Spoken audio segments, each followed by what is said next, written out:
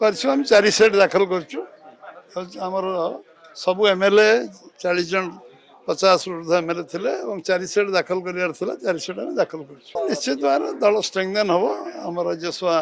सांसद संख्या बढ़ निश्चित भाव में पार्टी शक्तिशाली हो जो मैंने आसवे जी आसवे मिसेबार आमर कौट अंतराय रहा यदि दल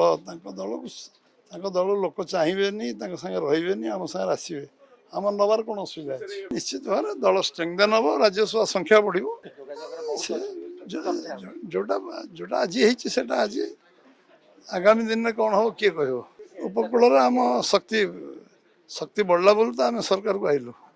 20 ରୁ 20 एमपी जीतलु कोस्टाल गोटे सीट भी आम हारनु एमपी सीट एमएलए सीट अधिक अधिक पाई सरकार आम 5 अच्छु जो बढ़ तो आप जानवे ना सेमती ना आम सफा करूँ से निजे निजे सफा आम कौन कर पंचायत इलेक्शन नेचुराल आम पार्टी प्रस्तुत अच्छे लड़ाई पंचायत इलेक्शन जो समय हवा कथा हम आम निश्चय निश्चय लड़ मो नॉलेज रे किसी ना मो ज्ञात सार कि 20 तारीख दिन हम प्रधानतः कार्यक्रम रायरंगपुर हम एवं आम 2 वर्ष पूर्ति पालन हम